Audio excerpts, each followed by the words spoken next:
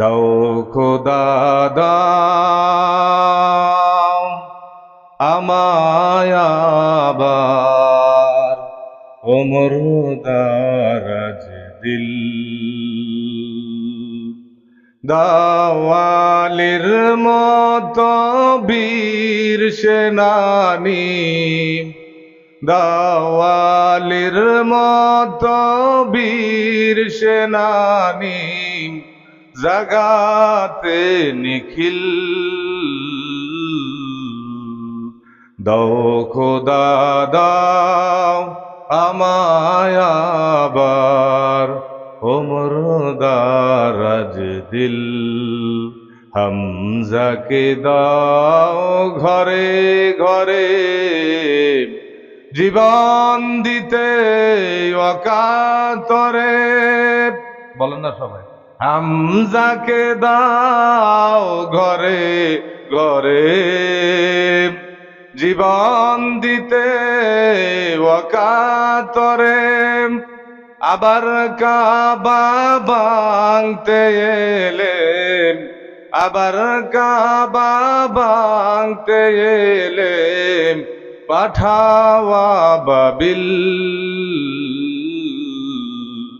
দাও খোদা দাও আমায় আবার ওমর দারাজ দিল। দাওয়ালির মতো বীর সেনানি, জাগাতে নিখিল। দাও খোদা দাও আমায় আবার ওমর দারাজ দিল। আলহামদুলিল্লাহ, পবিত্র জুমার দিন, রজব মাস 2024, জানুয়ারি 17। পর্দার আড়ালের মা এবং বোনেরা, সম্মানিত মুসল্লিয়ান একরাম, হযরত উলামা একরাম, সকলকে আমার হৃদয়ের পক্ষ থেকে সালাম দিচ্ছি। আসসালামু আলাইকুম ওয়া রাহমাতুল্লাহি ওয়া বারাকাতুহু। সবাই কেমন আছেন? ভালো রাখার মালিক কে? আল্লাহ। বলেন না, ভালো রাখার মালিক, সুস্থ রাখার মালিক। মসজিদে কে নিয়ে এসেছেন? যারা এখনো আসতে পারে না তাদেরকে বাইরে কে রেখেছেন? আল্লাহই রেখেছেন। এজন্য দিল থেকে আমরা কালিমাতুশ শুকর, যে মহান মালিক আমাদেরকে রুহু জগতের ভিতরে আল্লাহ রব্বুল আলামিন যে মুসলমান বানাইছেন, এটা সবচেয়ে বড় নেয়ামত। মানুষ আল্লাহ তাআলা আমাদেরকে সৃষ্টি করছেন। এই পৃথিবীতে সব চাইতে বড় নেয়ামত হলো যে আল্লাহ তাআলা আমাদেরকে মানুষ বানাইছেন। বলেন না সুবহানাল্লাহ? আরেকটু জোরে বলেন না সুবহানাল্লাহ? কোন বান্দা বান্দি যদি নিয়ামতের শুকরিয়া আদায় করে, ও মুসলমান, আল্লাহ রাব্বুল আলামিন বলেন, লাইন শাকারতুম লাযীদান্নাকুম ওয়া লাইন কাফারতুম ইন্না আযাবি লাশাদীদ। আল্লাহু আকবার। আল্লাহর কোরআন শোনার পরে যদি আল্লাহু আকবার বলেন, আমলনামায় নেকি দিবে কে? ও আল্লাহর বান্দা, নবীর উম্মত, এই পৃথিবীতে সবচাইতে বড় নেয়ামত হলো যে আল্লাহ রব্বুল আলামিন আমাদেরকে মুসলমান বানাইলেন। পর্দার আড়ালের মা এবং বোনেরা, জীবনে বহু ওয়াজ শুনছেন। ওয়াজ শোনার উদ্দেশ্য হলো আমল করা। আজকে যারা আমরা পবিত্র জুমার নামাজ পড়ার জন্য আসলাম, বলেন এই নামাজ থেকে, এই আলোচনা থেকে কিছু নিজের জীবনের ভিতরে আমল করা দরকার আছে কিনা? নাই। এরে আল্লাহর বান্দা, নবীর উম্মত, হুজুর বলেন, আলেম বলেন, এই পৃথিবীতে তারা দাঈ ইলাল্লাহর খেদমত করতেছে। ওয়ামা আলাইনা ইল্লাল বালাগ, শুধু কথাগুলো মানুষের কানে কানে পৌঁছাইয়া দিতেছেন, কিন্তু হেদায়েতের মালিক হলো আমার আল্লাহ রাব্বুল আলামিন। সুবহানাল্লাহ। হেদায়েতের মালিক কে? আল্লাহ। যাকে হেদায়েত দিবেন কেউ তাকে বেদাত করতে পারবে না, গুমরা করতে পারবে না। আর আল্লাহ যাকে এরকম ভাবে পথভ্রষ্ট রাখবেন, কেউ তাকে হেদায়েত দিতে পারবে না। ফামাইয়ুদলিলহু ফালা হাদিয়া লা ওয়া মাইয়ুদলিলহু ফালা হাদিয়া লা। আল্লাহু আকবার। আরেকটু জোরে বলেন না আল্লাহু আকবার। এই আলোচনাটা আগামীকালকে সারা পৃথিবীর ভিতরে ইউটিউব চ্যানেলের ভিতরে যাবে। মুসলমান কেন আলোচনাগুলা যায় জানেননি? এই জমিনের ভিতরে ইহুদি মুশরিক কাফারা বৌদ্ধ নাসারা প্রতিদিন মানুষের ঈমান আমল ধ্বংস করার জন্য বিভিন্ন চ্যানেল খুললেন। ইউটিউব বলেন, ফেসবুক বলেন, টিকটক বলেন। আজকে যুব সমাজ এমন ভাবে ধ্বংস হয়ে গেল, মোবাইলের গুনাহ এমন ধ্বংস হয়ে গেল, কোথায় ফজরের নামাজ, কোথায় জোহরের নামাজ, কোথায় আসরের নামাজ, কোথায় মাগরিবের নামাজ, হায় হায় রে কোথায় আসার নামাজ। থাকতো পুরুষ বাদ দিলাম, সমাজের ভিতরে এমনও দেখা যায় মা বোন এমন সিরিয়াল নিয়ে ব্যস্ত আছে, স্বামী যখন ঘরের ভিতরে আসে, যখন স্বামী এরকম ভাবে কোনো একটা কাজের জন্য আদেশ করে, তখন বলে আপনার কাম আপনি করেন, এখন আমি মোবাইল দেখা নিয়ে ব্যস্ত আছি। এরকম লোক সমাজের ভিতরে আছে কিনা? নাই। এরে আল্লাহর বান্দা, নবীর উম্মত, গভীর মনোযোগ। মাইকের আওয়াজ যত দূরে যাচ্ছে, পর্দার আড়ালের মা এবং বোনেরা, এই দুনিয়াতে আমিও একদিন থাকবো না, আপনিও একদিন থাকবেন না। যেই লাল শাড়ি পরে স্বামীর ঘরের ভিতরে আসলেন, ওই ঘর থেকে একদিন সাদা কাপড়ের প্যাকেট নিয়ে আপনাকে কবরে যাইতে হবে। কথা ঠিক না বেঠিক? যেদিন আমরা উলঙ্গ অবস্থায় আসলাম, শুধু কোনো কাপড় ছিল না, আবার এমন একটা সময় হয়ে যাবে মুসলমান, যখন আমরা মৃত্যু নামক জীবন স্টেশনের ভিতরে আমরা ফাড়া দিব। যখন নাম থাকে আব্দুর রহমান, যতদিন পর্যন্ত নিঃশ্বাস থাকে ততদিন পর্যন্ত বলে আব্দুর রহমান, আর যখন মারা যায় তখন বলে আব্দুর রহমানের লাশ। জোরে বলেন, কি বলে? আব্দুর রহমানের লাশ। হায় হায় রে, এই খাঁচা থেকে যখন প্রাণ পাখিটা উড়ে চলে যায়, আল্লাহর হুকুমে যখন সিদরাতুল মুনতাহা যখন পারিয়ে আরশে আজিমের মধ্যে যখন রূহগুলা সেজদা অবস্থায় থাকে, জোরে বলেন না সুবহানাল্লাহ। যে বান্দা জমিনের ভিতরে নামাজ পড়বে, আমল করবে, রোজা রাখবে, হজ করবে, যাকাত দিবে, আল্লাহর হুকুম মতো মসজিদ মাদ্রাসা ভালোবাসবে, আলেমদেরকে ভালোবাসবে, ওই রুটা যাওয়ার সাথে সাথে প্রথম আসমানের মধ্যে মুফাসসিরিন ইকরাম বলেন হযরত জিবরাইল আমিন আলাইহিস সালাম সম্মানিত ফেরেশতা, ওই আজরাইল আলাইহিস সালাম সম্মানিত একজন ফেরেশতা, 70,000 রহমতের ফেরেশতারা ওই রূহটাকে ইস্তেকবাল করার জন্য প্রথম আসমানে চলে আসে। জোরে কর না সুবহানাল্লাহ, আরেকটু জোরে কর না সুবহানাল্লাহ। খারাপ লাগে রি কোনো কথা বলতেছি আল্লাহর জন্য। ওরে একটু বিবেকের সাথে প্রশ্ন করেন, তাহলে ওই আসমানের ভিতরে ফেরেশতা আসবেন। ওই ফেরেশতা যখন আপনাকে এরকম ভাবে ইস্তেকবাল দিতে থাকবে, রূহটা আল্লাহর কুদরতি কদম মুবারকের মধ্যে সেজদা দিয়ে দিবে। জোরে বলেন না সুবহানাল্লাহ। হাকিকত সে তো দুনিয়া বে খবর হায়, দুনিয়া কি নুমায়শ ফর নজর হায়, নমি গোয়াম কে আজ দুনিয়া জুদাবাস, বহরকারে কে বাসি বা খুদাবাস। এরে আল্লাহর বান্দা, নবীর উম্মত, একটা রূহ আছে, যখন প্রথম আসমানের মধ্যে যায়, ওই রূহটা তার শরীরের জন্য দোয়া করে, এবং প্রথম আসমানের ফেরেশতা তার জন্য 70,000 রহমতের ফেরেশতা নিয়ে ইস্তেকবাল করতে থাকে।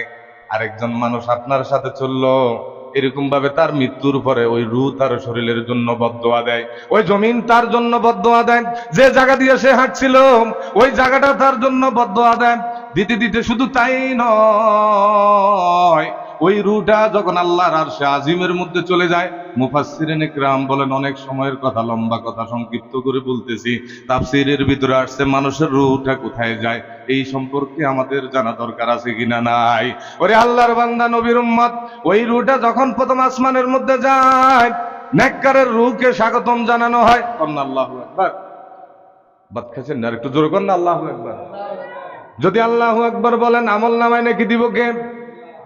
শুধু ইমাম সাহেবের জন্য শুধু আল্লাহু আকবার না। এরে মুসলমান, একটু বিবেকের সাথে প্রশ্ন করেন, যখন আপনি আল্লাহকে স্মরণ করবেন, আল্লাহ সাথে সাথে আমল নামায় নেকি দিতে দেরি করে না। হর গরিনে দেনে কু তৈয়ার হয়, जो न मांगे उससे तू बेजार है। अल्लाह अल्लाह क्या मुबारक नाम है अल्लाह अल्लाह आशिकू का काम है अल्लाह अल्लाह तू मेरा रहमान है अल्लाह अल्लाह तू मेरा सत्तार है अल्लाह अल्लाह तू मेरा माबूद है अल्लाह अल्लाह तू मेरा माशूक है। এই পৃথিবীতে বলেন আব্বা বলেন মা বলেন স্বামী বলেন ছেলে বলেন সন্তান বলেন যত রকমের আত্মীয় আছে আপনার নিকট আত্মীয় থেকে শুরু করেন সব লোক এই পৃথিবীতে স্বার্থের সাথে জড়িত। যখন আপনি টাকা খুঁজবেন যখন তার কাছে কোনো কিছু চাইবেন তখন আপনাকে ওভারটেক করি আপনার সাথে সম্পর্ক রাখে না। এই জমিনের ভিতরে দেখা যায় এই সোনার জমিনের ভিতরে মার কাছে সন্তানের এত দাম কিন্তু স্বার্থের আঘাতের কারণে সন্তানকে গলা টিপা এই জমিনের ভিতরে মেরে ফেলে দিচ্ছে সোশ্যাল মিডিয়ার ভিতরে দেখা যায়। আবার এই জমিনের ভিতরে দেখা যায় স্বামী স্ত্রী এত আপন যে স্বামী স্ত্রীর বন্ধনে তার জীবনটা কাটাইলো কিন্তু একটু স্বার্থের উপর আঘাত করার কারণে সাথে সাথে ওই স্বামী স্ত্রীকে ডিভোর্স দিয়ে দিছে আছে কিনা নাই? আবার স্ত্রী স্বামীকে ডিভোর্স দেন। হায় হায় রে কি অবস্থা হয়ে গেল। প্রত্যেকটা মানুষ স্বার্থের সাথে জড়িত আছেন কিন্তু একটু নিজের বিবেকের সাথে প্রশ্ন করেন। যত দূর পর্যন্ত আলোচনাটা যাবেন প্রত্যেকের কাছে আমি হাতে পায়ে রিকোয়েস্ট করে বলতেছি আমার এই মেসেজটা আপনি একটু রিসিভ করবেন। এই পৃথিবীতে প্রত্যেক মানুষের সাথে মানুষের স্বার্থ আছে বলেন কিন্তু আল্লাহ যে মানুষ বানাইলো বলেন ওই মানুষের সাথে আল্লাহর কোনো স্বার্থ আসেনি? হায় হায় আল্লাহর সাথে বান্দার কোনো স্বার্থ নাই নাই একবারে নিষ্পাপ নিঃস্বার্থভাবে আমাদেরকে জমিনের ভিতরে মানুষ বানাইছেন বলেন না সুবহানাল্লাহ। কোনো স্বার্থ নেই। ইবাদত করলে আমাদের লাভ, জান্নাত আমাদের জন্য সাজাইছে। আল্লাহ একজন ওয়াহদাহু লা শারীকা লাহু। আল্লাহর আগেও কেউ নাই পরেও কেউ নাই। আল্লাহর সমকক্ষ আসমান জমিনে আর কেউ নাই। আল্লাহ কিভাবে খায় কেমনে ঘুমায় এগুলো চিন্তা করার জন্য মুফাসসিরিন কেরাম বলছে নিষেধ করছে।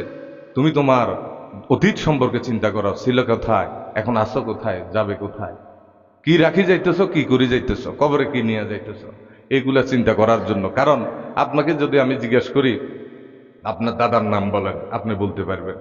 এরপরে বলেছে যে আপনার দাদার নাম বলেন, পারবেন নিও? কথা বলেন, পারবেন নি? আপনার দাদার নাম বলেন, আমার তো স্মরণ আসে না। আপনি পারবেন? পারতেন না। এরপরে দিয়ে আরো 100 বছর আগে কি হয়েছে আপনি বলতে পারবেন না। আপনার গত সপ্তাহ কি দেখাইছেন এটা তো আপনার খেয়াল নাই।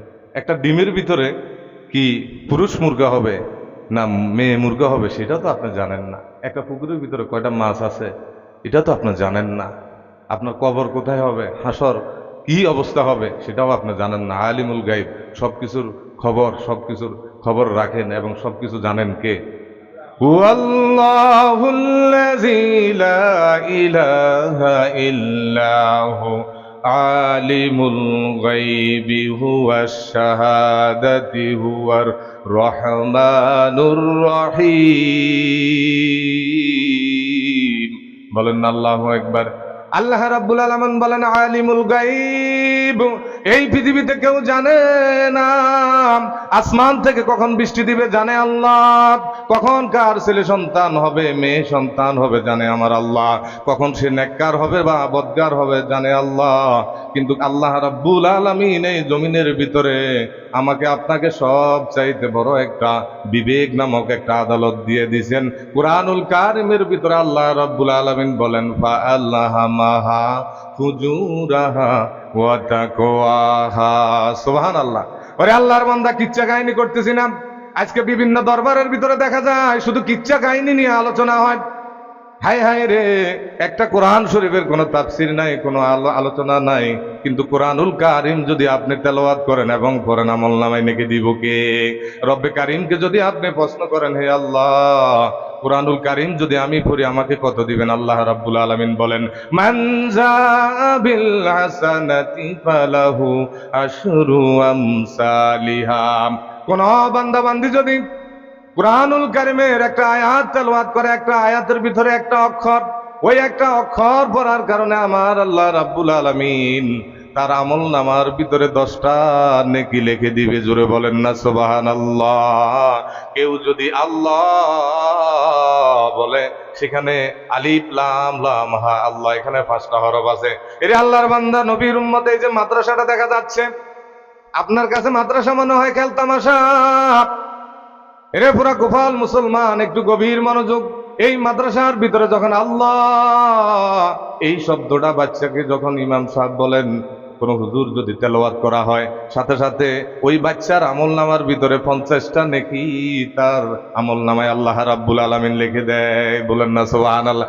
শুধু তাই নয়, ফেরেশতারা বলে আল্লাহ তার আমল নামায় তো লিখলাম, এখন যে তার বাবার নাম আব্দুর রহমান, মার নাম আমেনা, এখন তো এমন একটা অবস্থা হাদিসের ভিতরে আসছে, ছেলে সন্তান যদি নেক আমল করে তার একটা সমপরিমাণ নেকি ওই মা বাবার আমল নামায় নেকি লিখে দেওয়া হয়। জোরে বলেন না সুবহানাল্লাহ। ওই ফেরেশতারা একজন আরেকজনের সাথে যখন ঝগড়া করে আল্লাহর সাথে বলতে থাকে, আল্লাহ বলে আমার নাম হলো রহমান, আমার নাম হলো রহিম, এই কথা সত্য কথা বলতেছ, সাথে সাথে ওই মা বাবার আমল নামার মধ্যে নেকি লিখে দাও, নেকি লিখে দাও, নেকি লিখে দাও, নেকি লিখে দাও। কোনো বাচ্চাকে যদি নাজারানা পড়ানোর জন্য শুধু মাদ্রাসা পাঠায়, মুফাসসিরিন ইকরাম বলেন ওই মা বাবার যদি মৃত্যুবরণ করে থাকে কবরের আযাবকে আল্লাহ মাফ করে দেয়। সুবহানাল্লাহ। আর যদি সন্তানকে মাদ্রাসা পাঠায়, ওই তলাবুল ইলমি ফারিদাতুন আলা কুল্লি মুসলিম, দ্বীনি ইলম শিক্ষা করা প্রত্যেক মুসলমান নর নারীর উপর ফরজ। কথা ঠিক না ঠিক? এই সোশ্যাল মিডিয়াতে দেখা যায় বাংলার জমিনের ভিতরে যারা আলেম দেখতে পারে না, হুজুর দেখতে পারে না, মাদ্রাসা দেখতে পারে না, যারা আল্লাহর সাথে টাক্কা দিল, যারা আলেমদের সাথে বেয়াদবি করলো, কিন্তু এই জমিন থেকে বাগার জন্য সময় দেওয়া হয় নাই। এই জমিন থেকে সে যখন এরকম বিদায় নিবে, মানুষের থেকে বিদায় নেওয়া পর্যন্ত সময় আল্লাহ দেয় নাই। আল্লাহ ধরে ধরে না, ধরলে আল্লাহ ছাড়ে না। ফাআলুল লিমা ইউরিদ, আল্লাহ মানুষকে ছাড় দেন কিছু সময়ের জন্য। দেখি বান্দা আমার কাছে আসো, তওবা করো, গুনাহ যদি করে থাকো আমার কাছে মাফ চাও, আমি আল্লাহ তোমাকে সাথে সাথে মাফ করে দিব। জোরে বলেন না সুবহানাল্লাহ। কুল ইয়া ইবাদিয়াল্লাযীনা আসরাফু আলা আনফুসিহিম লা তাকনাতু মির রাহমাতিল্লাহ ইন্নাল্লাহা ইয়াগফিরুয যুনুবা জামিআ ইন্নাহু হুয়াল গফুরুর রহিম। বলেন আল্লাহু আকবার। আল্লাহ রাব্বুল আলামিন বলেন, আর সাত ওখানে যে নারদুর কথা কি কোন হুজুরের হাজবার বেশি লিখতির, মসজিদে এলে হারে না, মসজিদের কোনো কাজ লাগলে পারে না। হ্যাঁ, কিছু লোক পারে, যেগুলো পারে এগুলোর আল্লাহ 1 নম্বর রাখছে। বলেন না সুবহানাল্লাহ। যারা ওয়াজেন মাহফিলে কথা বলবেন এবং সুবহানাল্লাহ বলবেন, এরা সব জায়গায় পারবে। আপনার দোকানপাট সংসারে কোনো কাজ বসে বসে করে না, ঘুমাই ঘুমাই কেউ করে না, কিন্তু বড় আফসোসের বিষয় এত ওয়াজ আমাদের পরিবর্তন নাই, আমরা সুবহানাল্লাহ মুখ থেকে আসে না। ওরে আল্লাহর বান্দা, আপনি যদি সুবহানাল্লাহ বলেন আপনার আমল নামায় নেকি দিব আল্লাহ। আপনি যদি মাহফিলের মধ্যে বসে যান আপনার আমল নামায় নেকি দিবেন আল্লাহ। আপনি যদি জুমার নামাজ পড়েন আপনার আমল নামায় নেকি দিবে আল্লাহ। যদি দোকানের মধ্যে গিবত স্টোরের মতো এতের কথা হাতের কাছে, হাতের কথা হাতের কাছে, এই ঘরের ভিতরে সমাজের ভিতরে যদি আপনি প্রতিহিংসা লাগাই দেন, সমাজ যদি ধ্বংস করেন, মানুষের পিছনে যদি আপনি লেগে যান, আলেমদের পিছনে যদি লেগে যান, আপনার আমল নামায় সওয়াব হবে না গুনাহ হবে? ওরে আল্লাহর বান্দা, এই পৃথিবীতে যারা আল্লাহ আল্লাহ রাসূলের সাথে বেয়াদবি করলাম, এই জমিনের ভিতরে তাদের টাক্কা দেওয়ার কোনো সুযোগ হয় নাই। ফেরাউন এই জমিনের ভিতরে এসেছিল, ফেরাউন থাকতে পারে নাই। নমরুদ এই জমিনের ভিতরে এসেছিল, নমরুদ থাকতে পারে নাই। কারুন এই জমিনের ভিতরে এসেছিল, কারুন থাকতে পারে নাই। সাদ্দাত এই জমিনের ভিতরে আল্লাহর সাথে টাক্কা দেওয়ার জন্য নিজে জান্নাতখানা বানাইছে, জান্নাতের গেটে যাওয়া যখন শুরু করলেন, ওখান থেকে স্টপ মালাকুল মউতকে আল্লাহ পাঠিয়ে দিলেন। সাদ্দাতকে জান্নাতের ভিতরে ঢুকতে দেয় নাই। এরে মুসলমান, আল্লাহর সাথে কেউ টাক্কা দিতে পারবে না। আল্লাহ রাব্বুল আলামিন এমন ভাবে ধরেন যে ধরার ভিতরে তাকে আর কোনো সুযোগ দেওয়া হয় না। কথা ঠিক না ঠিক? আরে দেখেন, আপনি যে কোনো মুহূর্তের ভিতরে কথা চালাই দিতে পারবেন, কোনো সমস্যা নাই।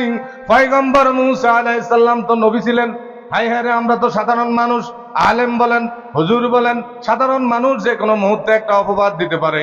কিন্তু আজকে দেখবেন এই সমাজের ভিতরে, সারা দুনিয়ার ভিতরে সোশ্যাল মিডিয়াতে দেখা যায় যারা শুধু তাফসীর করছেন, আলেমরা যখন মাঠে ময়দানে কোরআনের ব্যাখ্যা দিতেন, তারাই শুধু ছিলেন সবচেয়ে বড় খারাপ লোক, জেলখানার ভিতরে চলে গেছে। কথা ঠিক না ঠিক?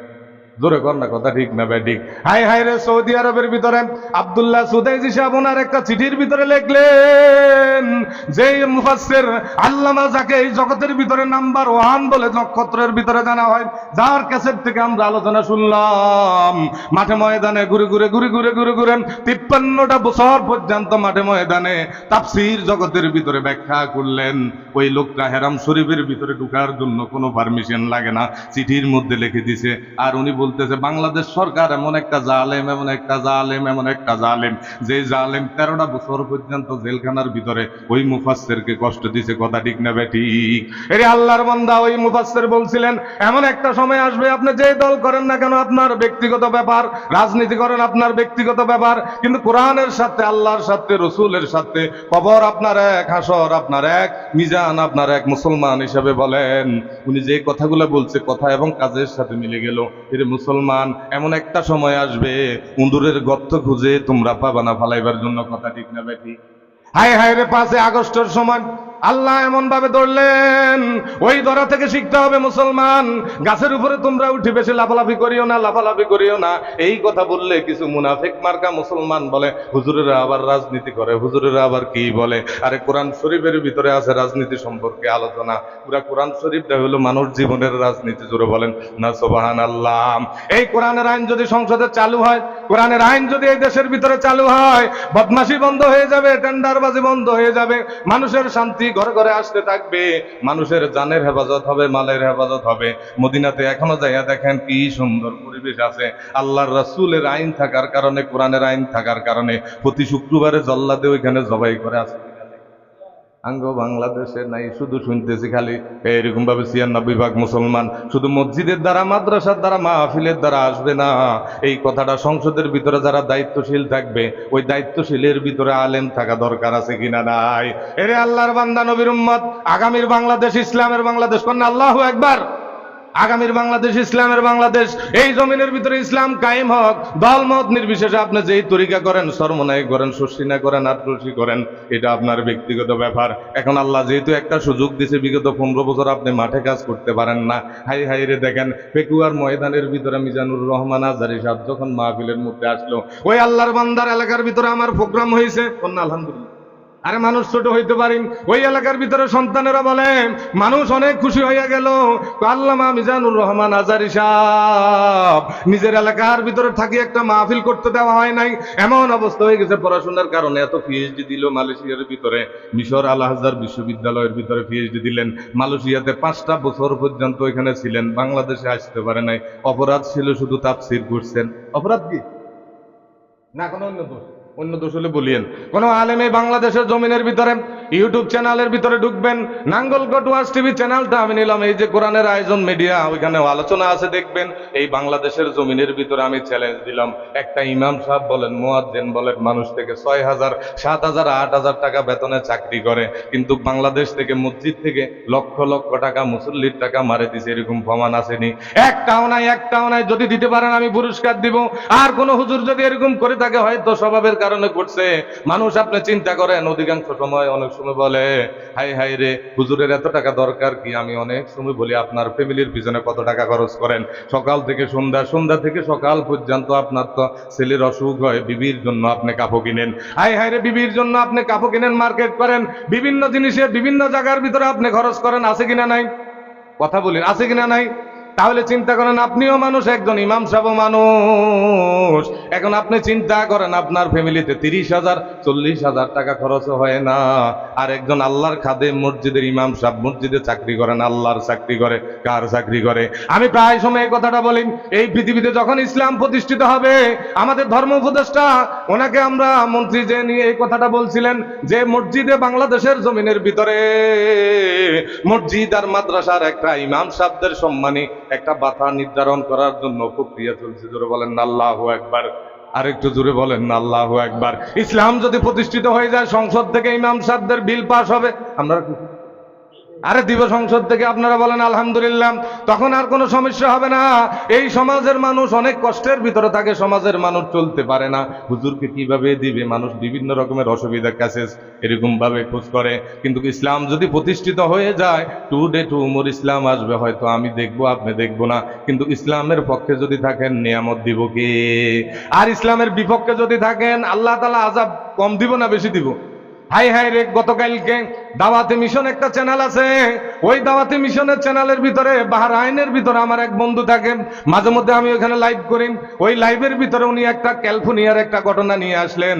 মরহুম আল্লামা দেলওয়ার হোসেন সাঈদী সাহেব ক্যালিফোর্নিয়া সম্পর্কে একটা ওয়াজ করছিলেন, 2003 সালের ভিতরে একটা ওয়াজ করছিলেন যে মানুষ যখন গুনাহকে গুনাহ মনে করবে না, জিনা করবে, মানুষ যখন এরকম ভাবে সুদ ঘুষ আর এরকম ভাবে যখন জড়িত হইতে থাকবে, আল্লাহ রাব্বুল আলামিন এই জমিনের ভিতরে আগুন দিয়া জ্বালাই দিবেন, এই জমিনের ভিতরে ধ্বংস হয়ে যাবে। এই সোশ্যাল মিডিয়াতে দেখা গেল ক্যালিফোর্নিয়া যে জায়গা আমেরিকার ভিতরে মিনিটের ভিতরে আগুন যেভাবে ধাও ধাও ধাও ধাও করে চলতেছে, একটা সাপ যেরকম পেঁচাইয়া ধরে, মানুষকে ভাগানোর কোনো সুযোগ দেয় না। কন্যা আল্লাহু আকবার।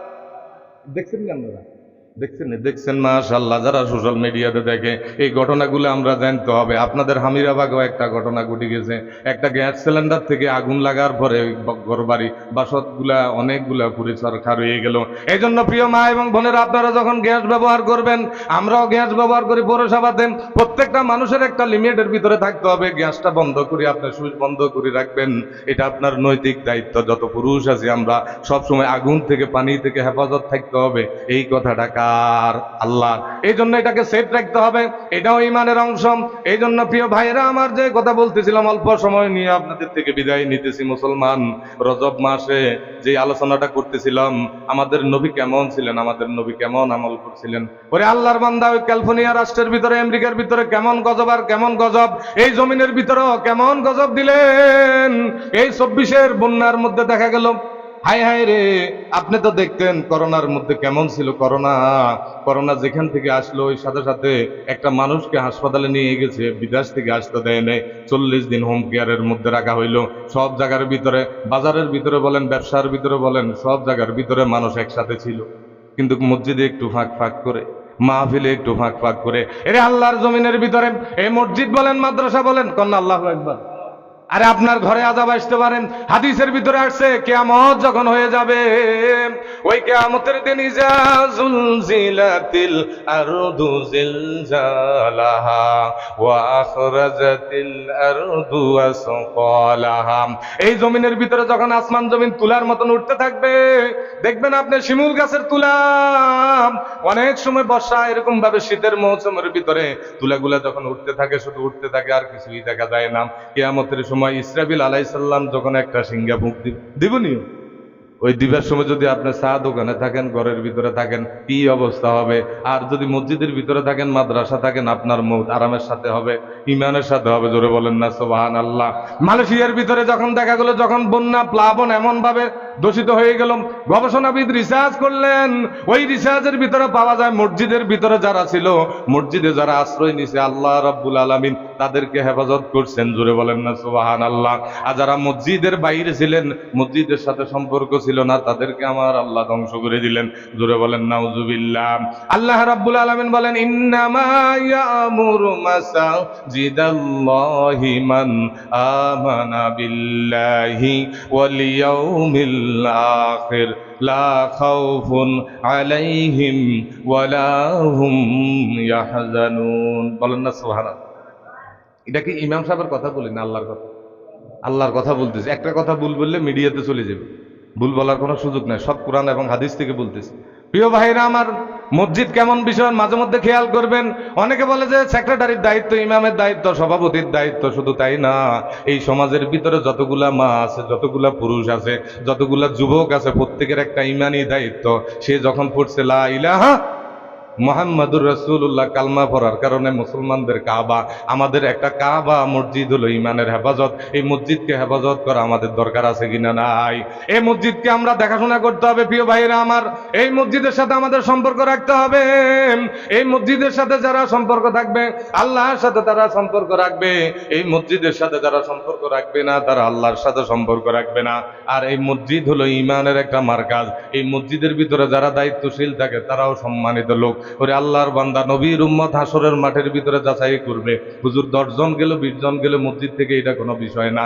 যে হুজুর যখন যে আলোচনা করছে তার থেকে তুমি কি ফায়দা নিছ এবং কতটুকু সহযোগিতা করছো, জোরে বলেন না সুবহানাল্লাহ।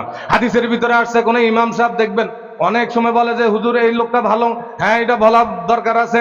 আর যখন আপনি দেখবেন যদি বলে মুসল্লিটা 5 ওয়াক্ত নামাজি ছিল, এই কথাটা যদি বলে সমাজের ভিতরে লোকটা ভালো ছিল, আমার নবীও বলে এই লোকটা ভালো ছিল। কারণ হুজুর তো এমনি এমনি বলে না, কারণ হুজুর কথা আল্লাহর দিকে বলে। হুজুর যেরকম নামাজ পড়ে মুসল্লিরও নামাজ পড়া দরকার আছে কিনা নাই?